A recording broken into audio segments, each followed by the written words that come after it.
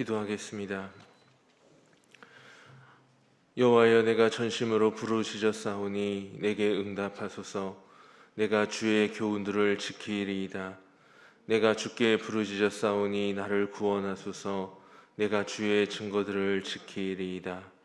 사랑과 은혜가 풍성하신 하나님, 거룩하고 복된 주님의 날, 주님의 백성들이 주님 앞에 영과 진리로 예배하기 위하여 모였사오니 오늘 이 예배의 자리에 모인 우리 모두에게 충만하게 임재하여 주시옵소서.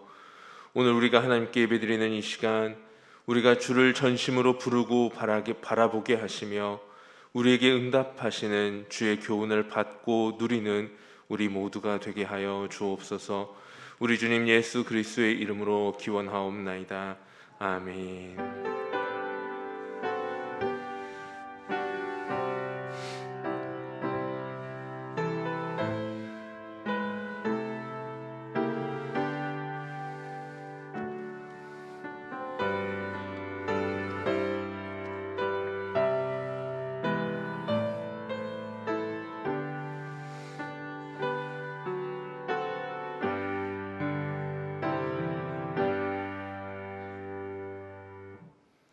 찬송 292장을 찬양합니다. 찬송 292장으로 하나님께 영광 돌립니다.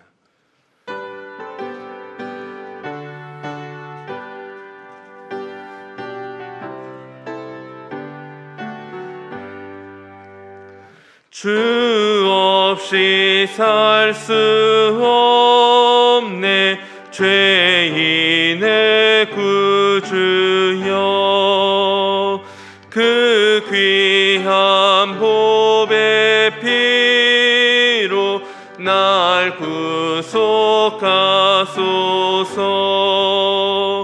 구주의 사랑으로 흘리신 보혈이 내 소망 나의 위로 내 영광 됩니다.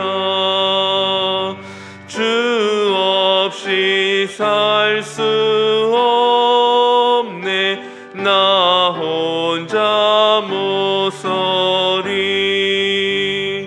힘없고 부족하며 지혜도 없도다. 내 주는 나의 생명 또 나의 힘이라. 주님을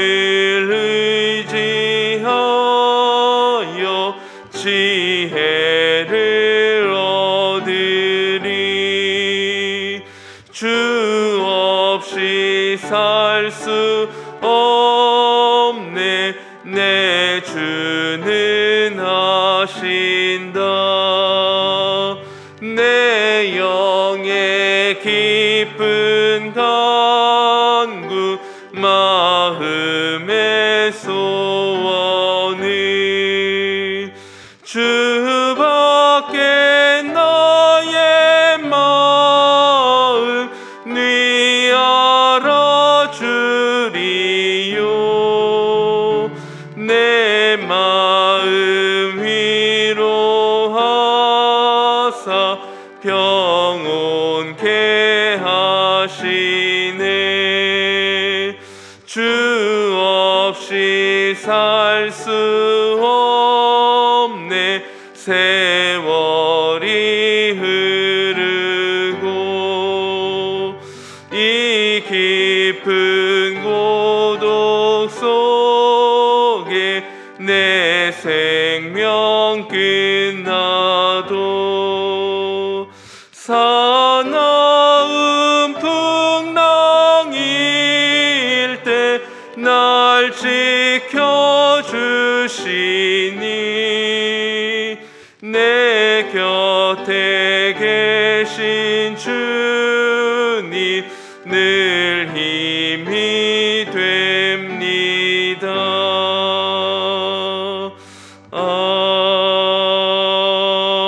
아멘. 새롭게 번역된 사도신경으로 우리의 신앙을 고백합니다. 나는 전능하신 아버지 하나님 천지의 창조주를 믿습니다. 나는 그의 유일하신 아들 우리 주 예수 그리스도를 믿습니다. 그는 성령으로 잉태되어 동정녀 마리아에게서 나시고 본디오 빌라도에게 고난을 받아 십자가에 못 박혀 죽으시고 장사된 지 사흘 만에 죽은 자 가운데서 다시 살아나셨으며 하늘에 오르시어 전능하신 아버지 하나님 우편에 앉아 계시다가 거기로부터 살아있는 자와 죽은 자를 심판하러 오십니다. 나는 성령을 믿으며 거룩한 공교회와 성도의 교제와 죄를 용서받는 것과 몸의 부활과 영생을 믿습니다. 아멘.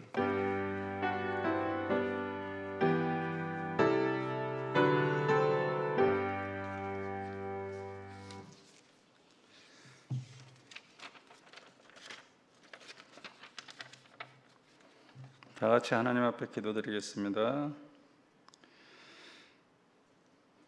사랑의 하나님 감사합니다.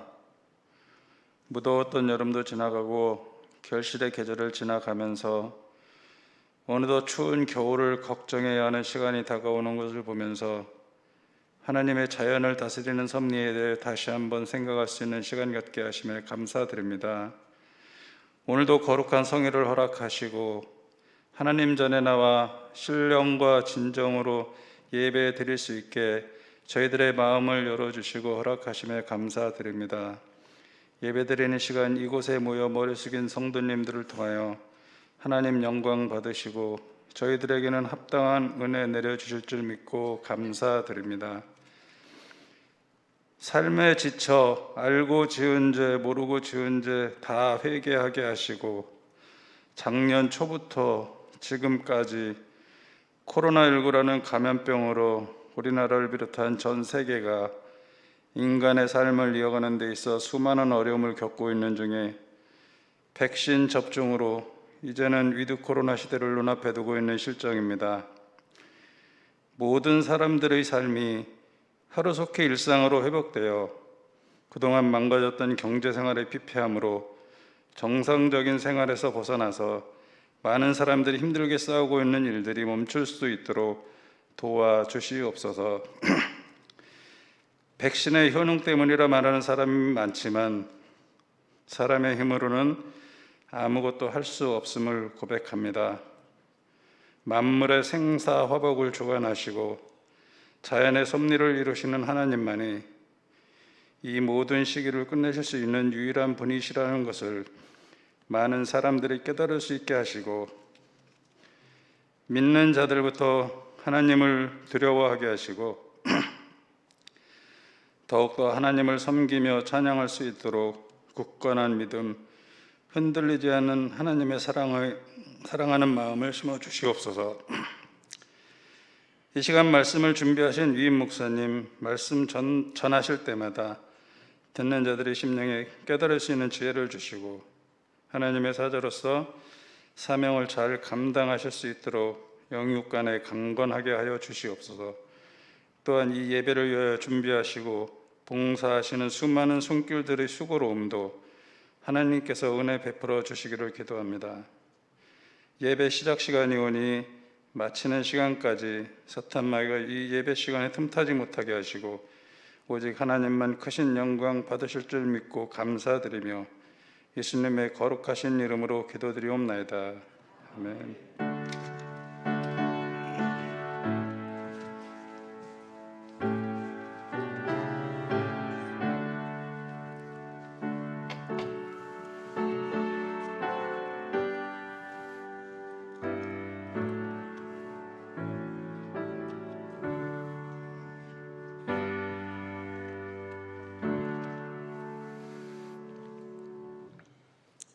찬송 407장을 함께 고백하겠습니다. 찬송 407장을 함께 고백합니다.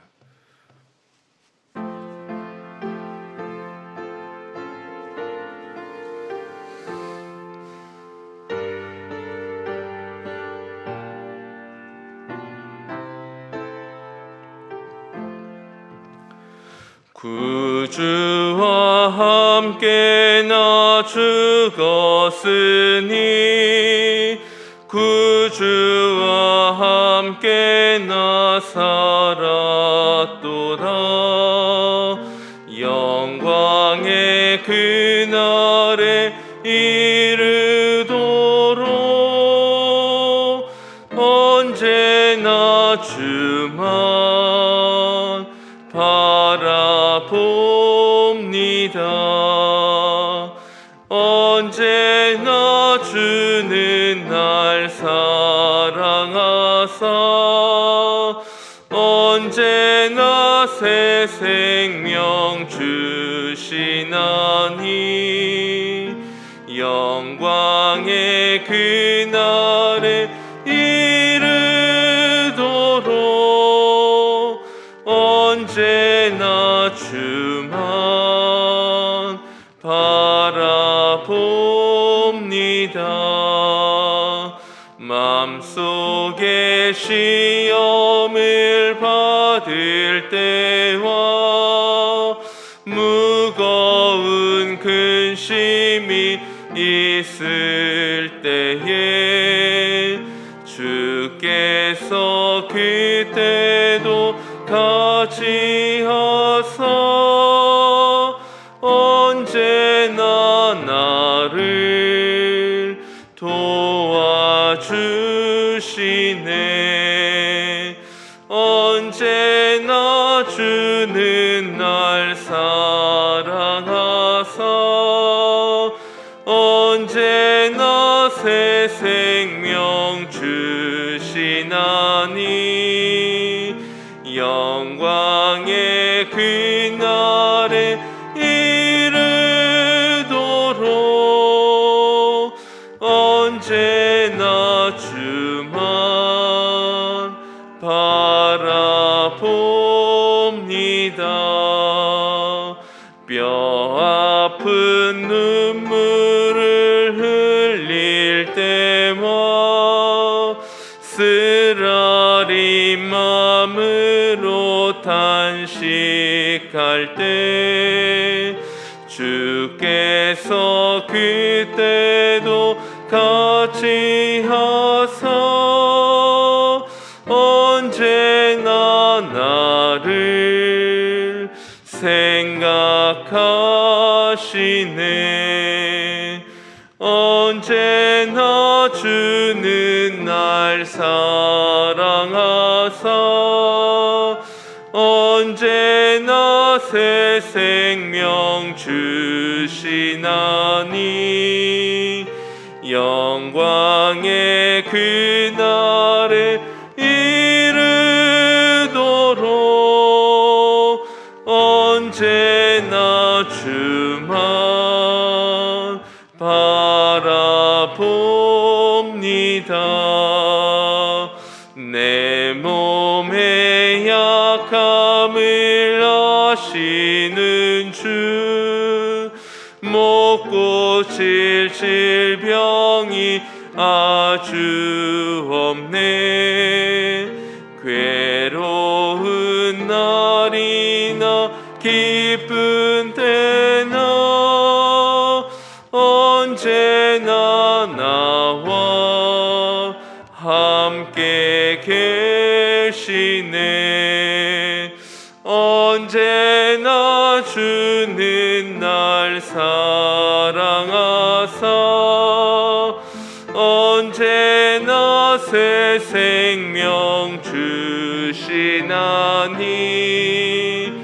영광의 그날에 이르도록 언제나 주만 바라봅니다.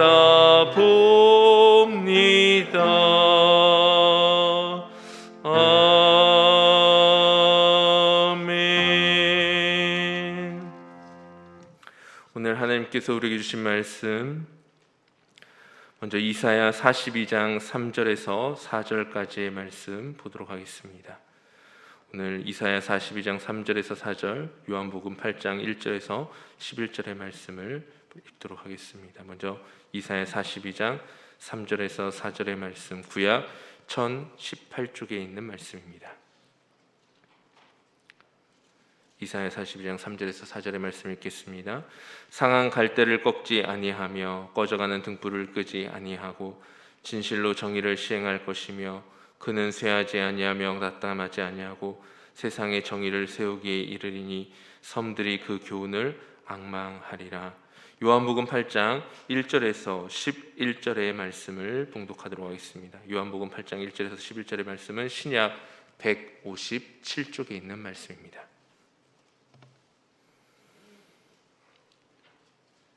기록된 하나님의 말씀을 읽겠습니다. 예수는 감람산으로 가시니라. 아침에 다시 성전으로 들어오시니 백성이 다 나오는지라. 앉으사 그들을 가르치시더니 서기관들과 바리새인들이 음행 중에 잡힌 여자를 끌고 와서 가운데 세우고 예수께 말하되 선생이여 이 여자가 가늠하다가 현장에서 잡혔나이다. 모세는 율법에 이러한 여자를 돌로 치라 명하였거니와 선생은 어떻게 말하겠나이까? 그들이 이렇게 말하면 고발할 조건을 얻고자 하여 예수를 시험함이러라. 예수께서 몸을 굽히사 손가락으로 땅에 쓰시니 그들이 묻기를 마지 아니하는지라. 이에 일어나 이르시되 너희 중에 죄 없는 자가 먼저 돌로 치라 하시고 다시 몸을 굽혀 손가락으로 땅에 쓰시니 그들이 이 말씀을 듣고 양심의 가책을 느껴 어른으로 시작하여 젊은이까지 하나씩 하나씩 나가고 오직 예수와 그 가운데 섰는 여자만 남았더라. 예수께서 일어나사 여자 외에 아무도 없는 것을 보시고 이르시되 여자여 너를 고발하던 그들이 어디 있느냐? 너를 정죄한 자가 없느냐? 함께 읽겠습니다. 대답하되 주여 없나이다. 예수께서 이르시되 나도 너를 정죄하지 아니하노니 가서 다시는 죄를 범하지 말라 하시니라. 기도하겠습니다.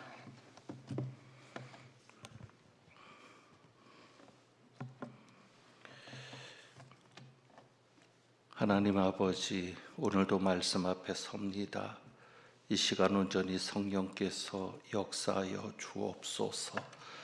저희의 마음을 열어 주시옵소서. 우리 주님 예수 그리스도의 이름으로 기도합니다. 아멘.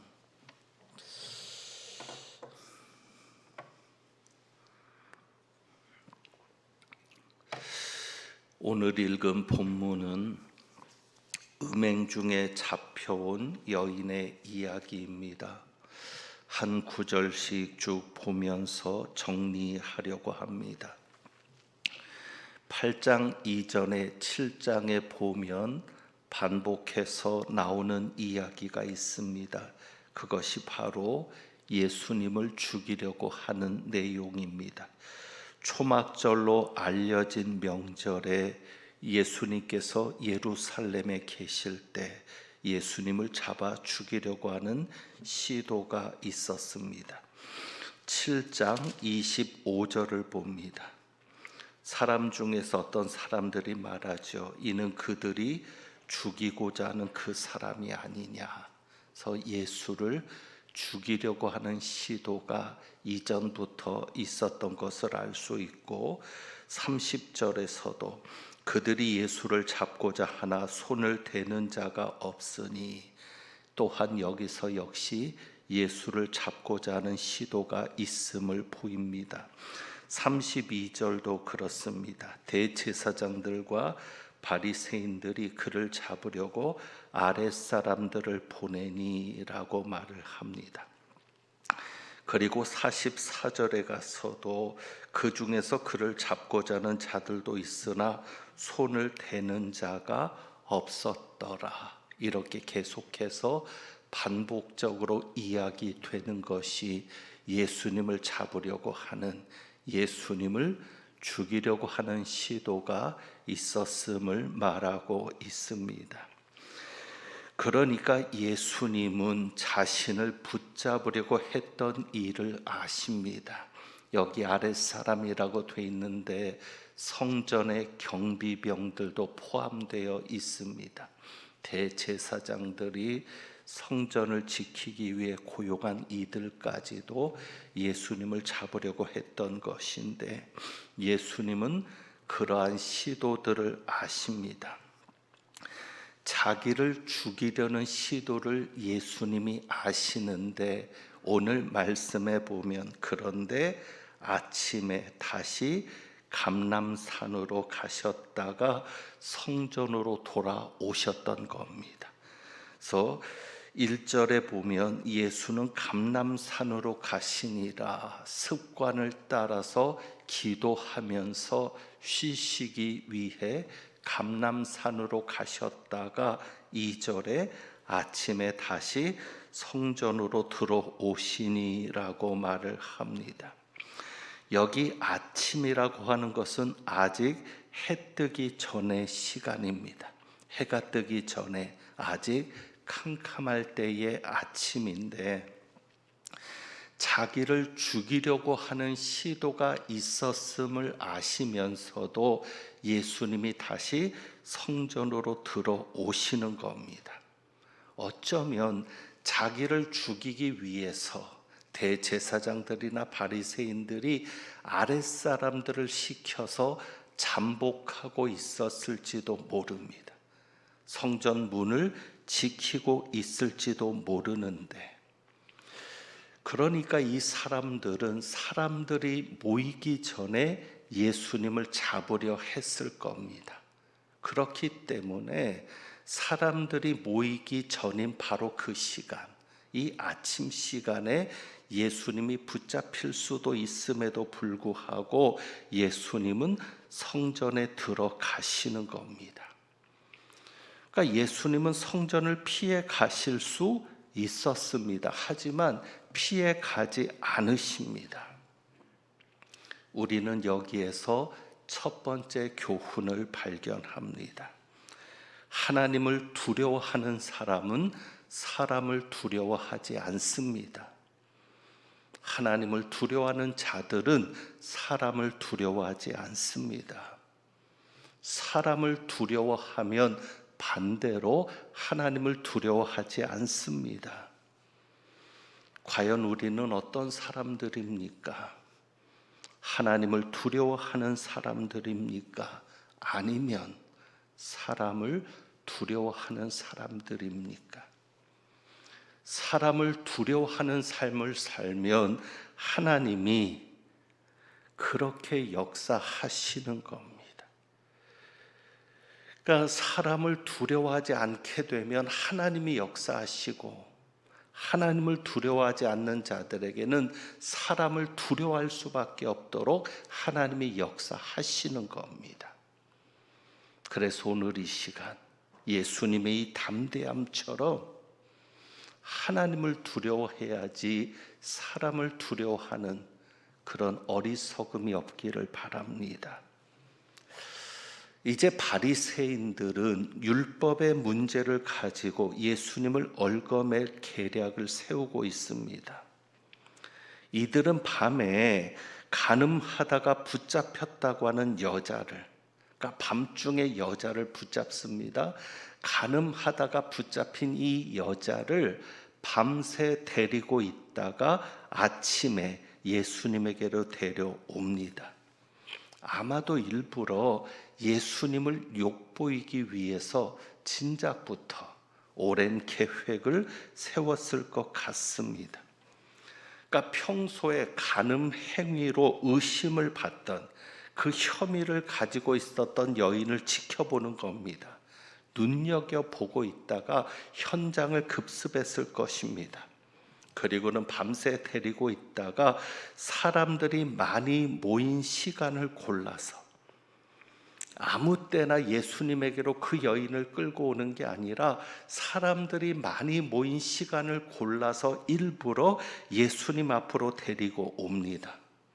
3절에 보면 이렇게 되어 있죠. 서기관들과 바리새인들이 음행 중에 잡힌 여자를 끌고 와서 가운데 세우고, 많은 사람들이 예수님의 가르침을 받기 위해서 앉아 있었을 겁니다. 그런데 그 상황에서 이 여자를 가운데 세웠습니다. 그 얘기는 많은 증인을 원했기 때문에, 예수가 어떻게 하는지 보려고, 그리고 그 예수의 행위에 대해서 많은 증인을 원했기 때문에 공개적으로 망신을 주기 위해서 사람들의 눈에 잘 띄도록 그 여인을 세운 겁니다. 자, 이제 그 여인을 데리고 와서 이렇게 말합니다. 선생이여, 이 여자가 간음하다가 현장에서 잡혔나이다. 현장에서 잡혔다라고 말합니다. 그러니까 명백하게 증거가 있다는 겁니다. 그냥 우리가 주장하는 게 아니라 현행범이라는 거죠. 명백한 증거가 있는 사람이다, 여자다라고 말을 합니다. 그러면서 이렇게 말하죠. 5절입니다. 모세는 율법에 이러한 여자를 돌로 치라 명하였거니와 선생은 어떻게 말하겠나이까. 그런데 여러분, 이들이 지금 율법을 이야기하지만 정말 율법에 관심이 있었을까요? 이들이 정말 하나님의 말씀을 소중히 여긴다면 이럴 수 있을까요? 이해할 수 없는 것들이 몇 가지 있습니다. 우선 간음 현장에서 붙잡았다고 하는데 남자가 없습니다. 간음은 혼자 하는 게 아닙니다. 상대가 있어야 합니다. 이 여자를 현장에서 붙잡았다고 하는데 남자는 데리고 오지 않았습니다. 현장에서 붙잡았다면 반드시 간음한 남자도 함께 데리고 와야 합니다. 그런데 여자만 데리고 왔습니다. 분명 율법에는 간음한 자를 죽이라는 말씀이 있습니다. 레위기 20장 10절에 보면 율법에 분명히 간부와 음부를 반드시 죽일지니라. 제가 그냥 한 부분만 이야기했지만 간부와 간음한 남자와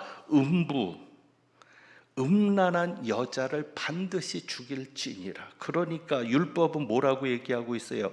둘을 다 죽이라고 말합니다. 그 이후에 나오는 말씀도 그렇습니다. 그러니까 둘을 다 죽이는 것이 율법입니다. 정말 이들이 율법을 지키는 것에 관심이 있었다면 둘을 다 데리고 와야 합니다. 그런데 여자만 데리고 옵니다. 입으로는 율법을 말하는데 율법에는 관심이 없습니다. 오직 예수님을 잡는 것만이 목표입니다. 또 하나 문제가 있죠. 여자를 재판하려면 반드시 2명 이상의 증인이 있어야 합니다. 그게 법입니다. 하나님께서 정하신 법에는 반드시 2명 이상의 증인을 세우라고 말합니다. 특별히 간음을 재판하는 것에 있어서는 남편은 증인에서 제외됩니다. 남편이 아닌 다른 사람의 2사람의 증인이 있어야 합니다. 그러니까 말로만 주장해서는 안 됩니다. 그런데 지금 증인도 없습니다. 또 한 가지 문제는 사실 이런 재판을 하는 곳이 따로 있습니다. 예수님은 재판관이 아닙니다. 그런데 이 여인을 예수님에게 끌고 온 것도 문제입니다. 결국 이들은 율법을 이용만 하고 있습니다. 5절의 말도 모순이 있어요. 모세는 율법에 이러한 여자를 돌로 치라 명하였거니와 선생은 어떻게 말하겠나이까. 이 5절의 말도 모순이 있습니다. 왜? 모세는 율법에 이렇게 얘기했는데, 명했다라고 얘기했는데 모세가 명령한 것이 율법이 아닙니다. 그러니까 모세가 율법을 준 것이 아니라 누가 주신 겁니까? 하나님이 모세를 통해 주신 겁니다. 그러니까 이들은 모세가 명령했다라고 합니다. 그러니까 하나님의 뜻에는 관심이 없으니까, 이들이 하나님을 이용해서 먹고 사는지는 몰라도 하나님의 뜻에는 관심이 없으니까, 이들이 하나님을 이용해서 권세를 누리는지는 몰라도 하나님의 뜻에는 관심이 없으니까 하나님이 주신 율법에서 하나님은 보이지 않고 모세만 보이는 겁니다. 사람만 보이는 겁니다. 여기에 두 번째 교훈이 있습니다. 우리는 어떤 사람들입니까? 하나님의 말씀을 이야기하지만 정작 하나님의 뜻에는 관심이 없는 우리의 모습은 아닙니까? 제가 가장 위험할 수 있지만 성경 말씀을 이용해 먹기만 하는 우리의 모습은 아닙니까?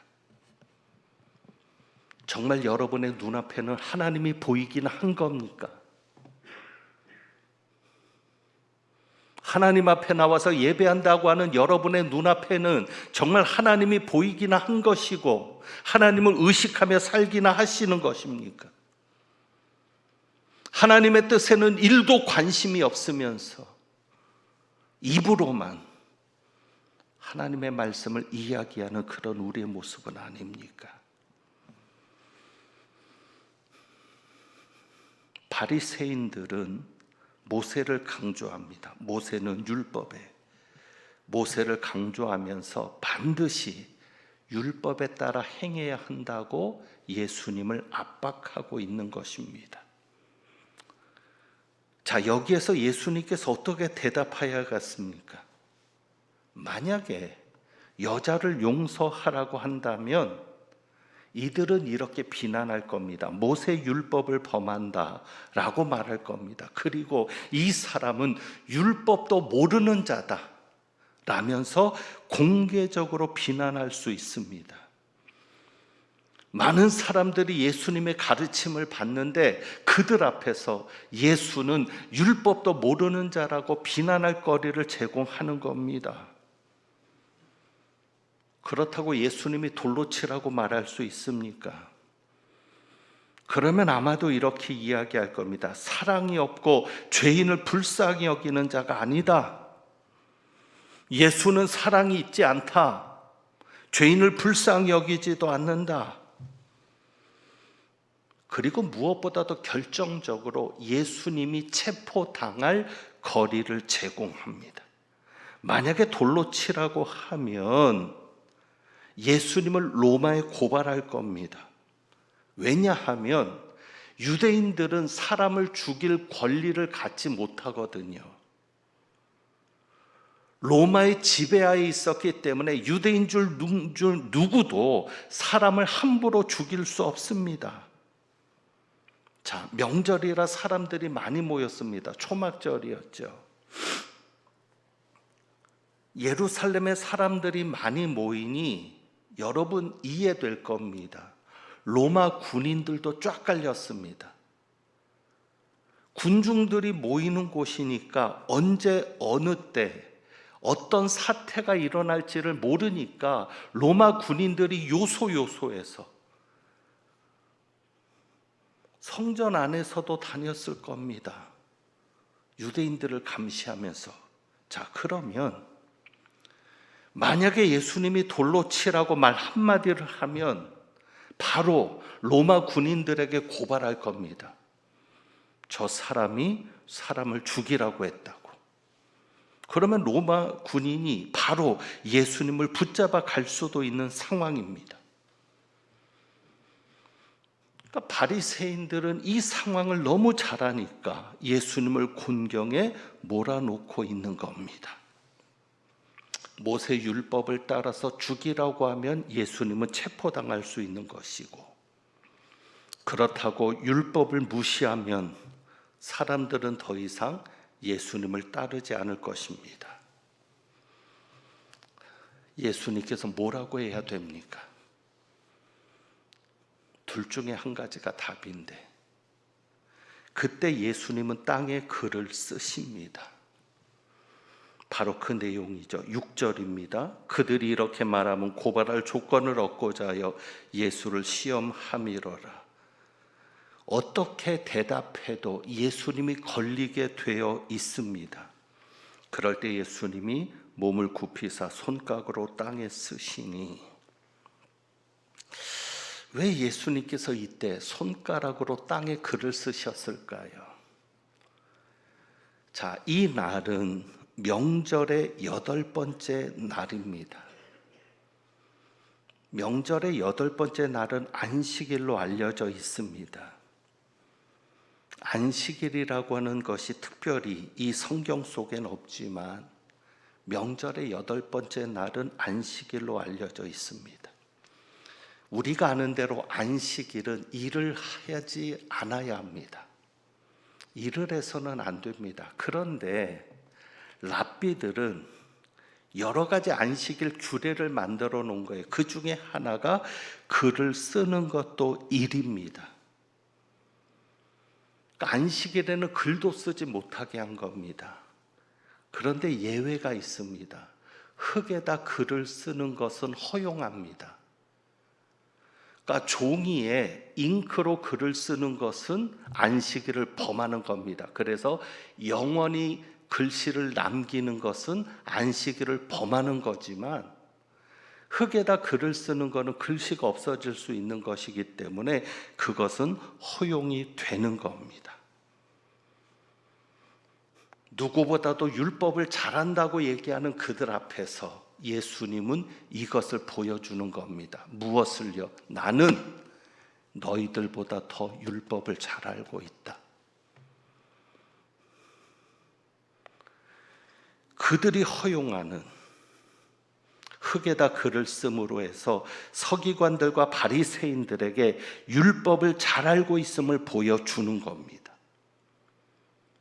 모세오경에 기록된, 성경에 기록된 율법뿐만 아니라 그들이 그 율법을 어떻게 해석하고 어떻게 구전해 내려가는지도 예수님이 꿰뚫고 있다는 것을 보이시는 겁니다. 거기에는 메시지가 있습니다. 어떤 메시지요? 이제 내가 말하는 것은 율법을 몰라서 하는 게 아니다. 내가 지금 어떤 이야기를 하든지 율법을 몰라서 하는 게 아니다. 왜? 예수님이 율법을 너무도 잘 알고 있음을 그들 앞에 흙에 글을 쓰면서 보이셨거든요. 그런데 여기에서 또 한 가지 이유를 생각합니다. 그것은 분노를 다스리시는 예수님의 모습을 함께 발견합니다. 예수님 얼마나 분노하셨을까요? 예수님 얼마나 화가 나셨을까요? 지금 그 상황이 자기를 죽이려고 했던 사람들이 눈앞에 있습니다. 몇 번이나 자기를 죽이려고 했던 사람들. 그런데 또 자기에게 함정을 파는 겁니다. 덫을 놓는 겁니다. 어떻게 해요? 여인을 이용해서.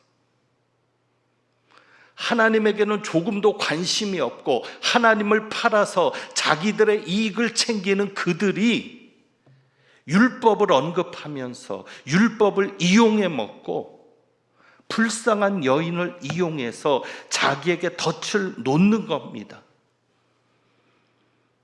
만약에 우리가 그 상황이라면 저 같아도 그 분노를 참지 못했을 겁니다.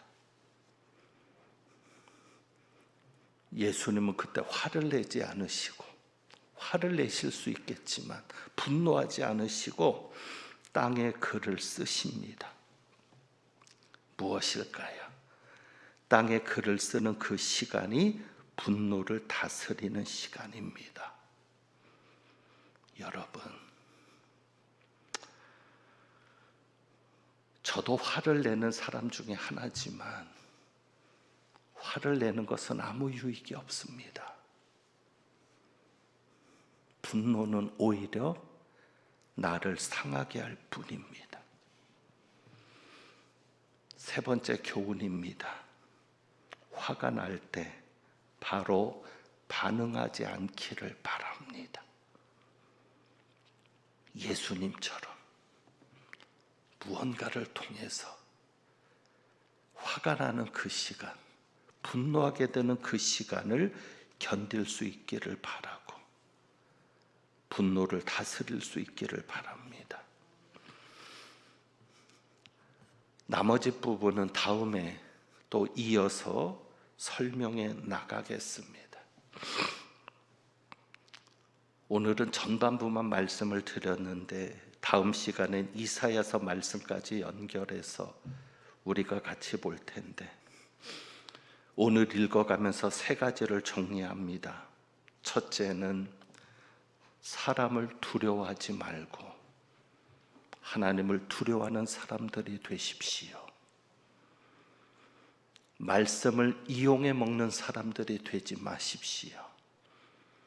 하나님의 뜻에는 1도 관심이 없으면서 입으로만 하나님의 말씀을 읊는 그런 사람 되지 마시고, 그리고 마지막 세 번째는 여러분의 분노를 다스리십시오. 그 분노가 나를 파괴하고 여러 사람들을 파괴할 수 있으니 그 분노를 다스리고 예수님을 닮아가는 우리 모두가 되기를 주님의 이름으로 부탁합니다. 기도하겠습니다.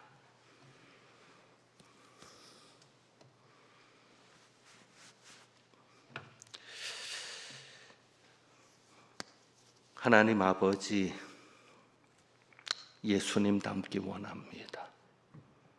우리에게 그리스도의 마음을 주셔서 정말 우리가 무언가를 해야 할 때 예수님처럼 행할 수 있는 저희들 되게 하옵소서.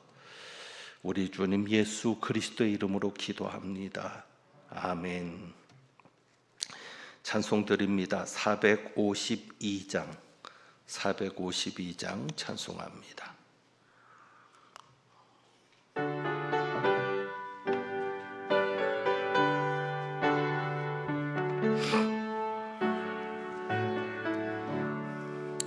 내 모든 소원 기도의 제목 예수님 닮기 원함이라. 예수님 형상 나 있기 위해 세상에 모아 끼잖네. 예수님 닮기 내가 원하네. 날 구원하신 예수님을 내 마음 속에 지금 거둬사 주님의 형상 인치소서. 무한한 사랑 풍성한 긍휼 슬픈 자 위로하시는 주. 길 잃은 죄인 부르는 예수 그 영상 담게 하옵소서. 예수님 닮기 내가 원하네. 날 구원하신 예수님을 내 마음 속에 지금 거둬사 주님의 형상 인치소서. 겸손한 예수 거룩한 주님 원수의 멸시 참으시사 우리를 위해 고난을 받은 구주를 닮게 하옵소서. 아멘. 예수님 닮기 내가 원하네. 날 구원하신 예수님을 내 마음 속에 지금 거둬사 주님의 형상 인치소서. 기도합니다. 하나님 아버지, 예수님이라면 어떻게 헌금하셨을까를 생각하며 예수님 닮고자 하는 마음으로 주님 앞에 귀한 예물을 구별하여 드립니다. 예물 드린 손길들, 가정들, 그 삶에 복을 더하여 주셔서 하나님께서 진정한 복이 되심을 날마다 경험하며 살아가는 은혜가 있게 하옵소서. 우리 주님 예수 그리스도의 이름으로 기도합니다. 아멘. 교회 소식 말씀드립니다. 오늘 종교개혁 주일이었고요. 이제 위드 코로나 시대가 되는데 여러 가지 변경들이 있을 겁니다. 그때 여러분에게 말씀을 드리고, 한 가지 걱정은 긴장이 풀리는 일이 생기지 않을까 걱정입니다. 위드 코로나라 그래도 더 철저하게 조심하고 감염 예방을 위해 애를 써야 되는데 긴장이 풀려서 어려움을 겪지 않을까 걱정이 되는데 여러분 기도해 주시기를 바라고, 그래서 이제 교육부서 예배도 다음 주일부터 현장 예배로 몇 명이 모이든 현장에서도 예배하려고 합니다. 이번 주 금요일 말고 다음 주 금요일부터는 심야 기도회, 금요 기도회도 시작을 하려고 합니다. 시간은 다음 주일에 또 광고를 구체적으로 드리겠습니다. 이제 조금씩 교회도 정상적인 여러 일들을 위해서 기도하고 준비하려고 하는데 큰 어려움 없도록 여러분께서 기도해 주시고 불편하시더라도 협조해 주시기를 부탁드립니다. 축도하겠습니다. 하나님은 내게 복을 주시고 너를 지키시기를 원하며, 하나님은 그의 얼굴을 내게 비추사 은혜 베푸시기를 원하며, 하나님은 그 얼굴을 내게로 향하여 드사 평강 주시기를 원하노라.